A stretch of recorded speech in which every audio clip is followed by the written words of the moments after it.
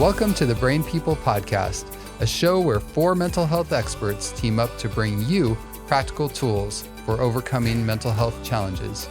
The Brain People don't replace your doctor or therapist, but we will give you some extra tools to help you on your journey. So join us as we fight mental illness, one episode at a time. Welcome to the Brain People Podcast. I'm Amanda Anguish, and I'm a licensed marriage and family therapist, and I'm here with my co-host, Dr. Katie Elsen. I'm a clinical psychologist. And we're here talking about how to get the most out of your therapy sessions. We'll do a little precursor to that too, maybe. But we want to talk about this because so often, especially if you've never been to therapy, you don't even know, one, what to expect. What am I supposed to do? How do I find a therapist? What is all about this? And maybe we've watched too many movies and TV shows and we think they're all going to be just like that. So we want to talk about that today. So Katie, what is one of the top things that people should be keeping in mind when they look for a therapist, first of all? Well, I think the thing that comes to mind is to recognize that they have a lot more control than what they recognize. So most people, they go and they find a therapist and they think that they're stuck. When it comes to dating, when it comes to looking for a job, right? We do a screening process. We have control. We do? We do. You mean I didn't just marry the first person that came along? I thought you were going to say, I just accepted the first job that came along. You're like, do you really want to be here, Amanda? I love my job. You're like, Dr. Binus, you're listening to this.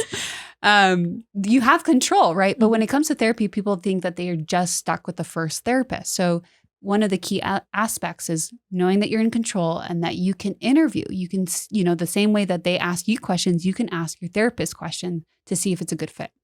Yes. And not all of my clients have stayed after the first session. I shouldn't probably admit that. I've just been 100% successful in all of keeping them. And well, it may not be you. Maybe other factors. Thank you. See, even I need a therapist. No, but I like to tell my clients, therapy is like a hairdresser. If you don't like the way they cut your hair, then obviously you might want to go to somebody else. But it's always good to keep in mind if you're stuck in the 80s hairstyle, maybe that's not a good one because I think the 80s are back right now. If you're stuck in the 90s hairstyle and your therapist isn't like pushing you a little bit, then maybe you also want to find a new therapist at that point as well. So don't exit too soon, right? Yeah. Because are you exiting because it's the therapist, or are you exiting because the therapist is highlighting things in you that actually needs to be addressed? For sure. What about you? What would your opinion be on kind of what people have to look for, things to consider before they start therapy? I think one of the things that I like to encourage people with is that not all therapy is the same. Sometimes we see one way of therapy being done on TV or movies, like I had said before, but that's not. Every therapist has kind of their own way of doing things. And so you won't naturally feel like a fit with every person. And that can be for religion reasons, that can be for lifestyle reasons, but it can also be for the type of therapy. Some therapies are more directive. Some therapies are more passive, where the therapist sits back and does a lot of, just reflecting back what they hear, but they don't really push, or they don't do that kind of thing. So if you have a sense of what kind of issue you're dealing with, then sometimes it's good to find somebody who really works with that issue too, versus just opening yourself up to every single person. And I know, just a plug for Psychology Today, not that every therapist is on there, but it's a website that people can go on there and kind of look for different things that therapists might, excel in or be an expert in, and that sort of thing can be helpful too. If you're looking so it's really a process, right? And I think people don't spend enough time in that process, which if you think about when we're answering the question, like how to make the most out of therapy, is if you start off therapy on the wrong foot, or if you started off being insecure or unsure about your therapist, then that can really just, impact the rest of the future therapy journey. Yes. And that's not to say, some people, you might live in a small town somewhere where you don't have a ton of options. But then there's also if you live in the city, you might have a plethora of options too. But even nowadays, because of COVID, we're able to do online sessions, and there's a lot of that option out there too, where you do it. I like to encourage people to actually go in and sit with their therapist. You tend to get more out of it. Plug for the next part of our podcast. But yeah. Yeah. And I know we might spend a future podcast maybe talking more in depth about this process of looking for a therapist, but thinking about more that middle section of when they are here in therapy. What are some things that they can start, working on to make sure that they get the most out of the experience? I think one of the biggest things is to, sometimes people go to therapy because somebody else is forcing them to go, or because somebody's suggested to go. That never happens. Yeah, I wish. But I think one of the best things is to find your reason for being there. Why am I here? What can I get out of this? Or what do I hope to get out of this? And then be able to convey that to your therapist. This is really what I want to get out. Now, your therapist might have something else that they hear and see during the course of conversation. But if you have a motivation for being there, that's a huge part in getting the most out of your therapy. I would just want to spend the rest of the time talking about that because I was doing some research on actually looking at the factors that for therapists, I was thinking, okay, how can I be a better therapist? And I was doing the research and looking at, both therapy factors, but then also, treatment factors. And then I came across this article that was saying, the biggest predictor of success in therapy is actually the client. And specifically how committed they are. You mean I don't have to work so hard anymore? You don't. Like those other things matter, right? It definitely does matter, the modality, the treatment, so forth. But and I started reflecting on like my own experience in the therapy room with my clients, and I realized the ones that are most successful are those who are 150% committed. They come prepared, so they do their homework, right? They are fully engaged, that they are so hungry for change. I even have clients who bring a notebook and are taking notes, and their notebook is their therapy notebook. It's not for anything else. It's just the stuff I get out of this time. And they take notes and they'll stop me and say, "Can you repeat that again? I want to make sure I get that down." Wow. Yes. Some of them are like, they apologize. "I'm so sorry." No, please do. Yeah. Stop me. Make me say it all over again if you need me to. I'm happy to do that if you're motivated to use this. Exactly. So I think, if people get nothing of this podcast, or they get one thing, I should say, would be, are you committed, right? To get the most out of therapy is to be fully committed, not one foot in, one foot out, but being fully committed. It may not be, that doesn't mean that you think that it's going to be easy or that you have certain expectations, but just saying, I am showing up, and the therapist should show up. And then together as a teamwork approach, you'd be able to have more successful outcomes. And just from the therapist perspective, hearing my client say, this is really hard for me. I don't even want to be here sometimes, but I've decided that this is that important to me. Man, that is one of the best things that I can hear. And I don't even mind if it takes them twice as long to get to where they want to be, if I see, that they're working with it. And it increases my motivation to really find the things that help them. Now, I'm going to do that anyway, but it's really, it just makes a really great symbiotic relationship when my client's motivated. I was thinking of another thing too, with, when we go in to play a sport or something, the coach always sort of revs the team up. We can do that even before we go into our therapy session. Like, hey, I know this is going to be not the easiest thing, but I'm committed to it, and I'm going to go in there and I'm going to give it everything that I've got. That's a good way to get motivated to go in there. And I'll tell people this, sometimes the motivation isn't there, right? That's why commitment is so important, because I'm going to show up even when I don't feel like going. I'm going to do my homework even when I don't feel like it, right? Just, taking the steps out of commitment to yourself that I want to make these changes, right? So even if you don't feel motivated, still show up. And that's interesting that you said that, because that reminded me of something that I think is important too as a client, to recognize what are some of those reasons I may not want to be here. And one of those is something we call transference. And transference can be, sometimes we think we don't like our therapist, or we think we love our therapist or whatever. But one of the reasons for that could be that maybe our therapist reminds us of somebody in our life. And especially, it's awesome when it's a good person. It's not so awesome when it's a difficult person in our life. But even then, to recognize, well, maybe I'm having a difficulty with this person because I need to work through this issue, and I'm willing to stay committed even when it's not easy because this person reminds me of somebody. And sometimes that's when the best stuff comes out, because for whatever reason, you got the person you needed to work with, because that's really what's going to help you. So don't be afraid if some stuff comes up. Maybe it's the sound of their voice, maybe it's a mannerism or the way they look and who they remind you of.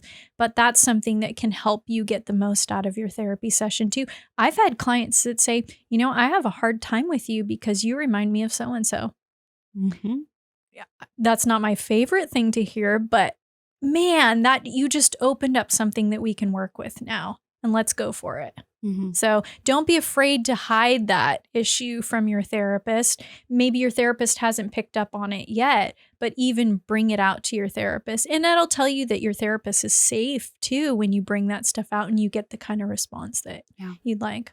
So that brings up another key component of how to make the most is to be open and honest. And I'll have a little spiel on the first, intake session that I have with them. And I'll say, one of the things I value is complete openness and honesty. And they look at me a little strangely, like, it's therapy. Like, of course. Mm-hmm. So you'd be surprised of how many people are not open or honest. And I tell them, if at any point, like, we don't jive well and you're like, I'm looking for another therapist, tell me. If I need to help you find another therapist, I'll help you. I'm not going to be offended. Or tell me if there's transference, if you remind me of somebody, or tell me when I give you some homework and you hated it and I ask you and you're like, oh, it's fine. Openness and honesty in therapy is what's going to help you. And then you can also expect that from your therapist, for them to be open and honest. And that will help dramatically with your progress. That almost makes me laugh, because I think of my grandma. She used to have somebody come in and clean the house when she wasn't physically able to do it, but she'd go through and try to clean everything up before the housekeeper came. Wow. Grandma, you're paying for somebody to clean the house, but you're cleaning it up. Well, I don't want them to see how messy the house is. That's the point of coming to therapy. Let your therapist see how messy your house is. If you clean things up or you pretend like they don't exist, then you don't get to work on them either. And we're ready for that kind of stuff. We're ready to hear all of it, the worst, the best, whatever you name it. That's what helps us help you, is when you share that with us. But don't act like we're going to think less of you or we're going to judge you for it. We're therapists. We've most of us have heard just about everything. So you're probably not going to surprise us. It's not going to look too messy, and we'll be able to handle it. That's what we're trained to do. So I don't know how many times I've had a client who says, I'm so sorry, or I was going to cancel today because, I've just been horrible. And, I don't have anything good to tell you. And I'm like, people go to a hospital when they're sick, not when they're well. So why would you expect to come to therapy only when you're doing well? yeah. And I said, it's wonderful when you're doing great. Yeah. But also it's wonderful when you're not doing so well, so that we can work through that and learn how to better kind of resilience, the idea of getting back up. It's not about how many times you fall, but how many times you're getting back up. Mm-hmm.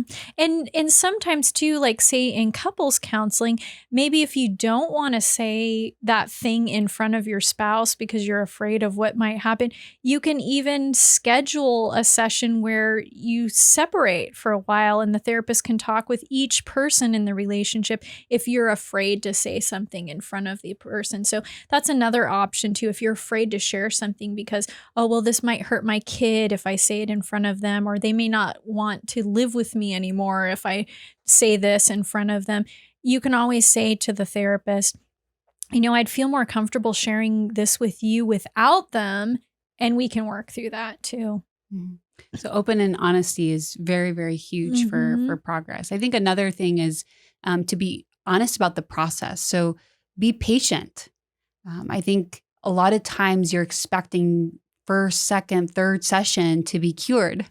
But that would be nice. Right? I would love that as a therapist, right? But it's a journey. That's why I tell people therapy is a journey. So be patient. There's going to be ups and downs. Sometimes it gets harder before it gets better. But be patient. The way that you can get the most out of therapy is just being patient. Yeah, I like to tell my clients, consider how long it took you to get here. We're not going to get through this in the first session if it took you that long to get here. So let's, we can walk back. It might be a little slower than you want, but give yourself some grace in that amount of time. Don't hurry the process. And sometimes it's not getting to the end that's so important. It's the process of going, wow, I didn't realize I had the stamina to go through this for this long. And now I'm happy where I am. But it was really realizing what I'm capable. I'm capable of talking about hard stuff. I'm capable of handling things when they don't work out for me initially the way that I want them to. And the therapy process is actually a part of that whole experience of learning what you're capable of too. Yeah. I think the next thing that I would like my clients to consider too, to get the most out of their therapy sessions, is to do the homework. 100%. Yes, please. Do the homework. It's great to sit in your therapy session for an hour, but where the work really makes a difference is when you take one little bit of information from the therapy session and practice it when you're at home. Or if your therapist is the kind of therapist that gives handouts or worksheets or that kind of homework, to say, you know what, I'm going to not just commit to being in the therapy session, but I'm going to commit to doing the work that it takes outside of the therapy session. It might be, I've got to go on a walk. I said I was going to give a 15-minute walk just to get that, that all of those feel-good chemicals going and stuff like that, those endorphins. I said I was going to do it, so I'm going to do it. And then if you want to, take somebody with you. We didn't say you couldn't do it with somebody else. I mean, I don't think we did, but who knows if their therapist did. But do the homework. You will get so much more. Any of my clients that do the homework, they get better faster. So if you're frustrated that it's not going faster, consider, well, what parts of this have I not committed to that maybe would have gotten me there at that? Are you saying that 1 hour a week or 1 hour every 2 weeks or however often you have a session is not enough to change a whole lifetime? That's exactly what I'm saying. There's not magical dust or anything in that therapy room that in an hour just has this perfect combination? I always tell my clients, if I could magically just resolve all of your problems, I would be a lot wealthier and I'd be a lot more famous, and I'm not. But the important thing is that we're willing to do the work, but that's where the dopamine comes from. Anytime you do work, you get a nice little hit of dopamine. And so even that is part of the process as well, too. I tell my clients that too, but I say, even if I had that magic wand, I wouldn't use it. Yeah. Because it wouldn't teach them, how to be resilient, how to, learn from their mistakes, how to grow, right? Because in adversity, there's growth. Mm-hmm. So maybe we do have magic wands. We're just not using them. It's better for you if I don't use my magic wand. So maybe we should summarize some of the main points that we've made so far of to be committed, right? To be 100% committed. What else? 100% committed to both being there and doing the work. Doing a little bit of homework going into it and stuff. I mean, there's plenty of websites, I'm sure, where you can find what to do before you go to therapy, but be willing. We don't all like every single food we try. We may not like, or we don't make everybody our best friend. And that's the same way with therapy too. We may find a better fit with somebody else. We may have a better outcome with a certain type of therapy that, one therapist might do versus another therapist and stuff. So it's not personal to us. I want to find the best therapist for my client and stuff. And then being open and honest, both about the process of finding a therapist and therapy itself. But while you're open and honest, you can expect, right, there to be better outcomes. Absolutely. And even being honest about, I don't remember everything, or I don't know what I'm here for. I'm just here and I'm committed. We accept that too. So, this has been a really helpful conversation, I think, to a lot of people, because that's one of the biggest questions or statements I get from my clients is, I don't know what to expect. What am I supposed to do? How often should I come? That's another one we might throw in there real quick. Your therapist will help you decide how often therapy is necessary for you or would be helpful for you. It could be once a week. It could be a couple times a week if it needs to be more intense. It could be every other week. But typically, as we're doing better and better, our clients are doing better and better, they can taper off too. I have clients where I see them once a month just to keep them on track. They want to stay with their goals and they want to, but they don't trust themselves quite yet to just be on their own. So that's okay too. And I think these are all good things that people can take with them to their therapy sessions. And maybe we'll have a lot more people out there going to therapy because we've demystified all of the concerns and questions they had about going. Or maybe less because they're like, oh no, I have to be committed. That's true. But that's not a bad thing to be committed and stuff. I remember, even if it's just showing up, that's a sense of commitment. Yeah. And I tell my clients too, I'm like Home Depot or Lowe's or any home improvement store. I have the tools. I can teach you how to use them, but I can't do the work for you. And so just something to keep in mind as you go and do your therapy. And hopefully, this has sort of made it easier to even consider it for you or a family member or somebody. Maybe you can share this with somebody else too.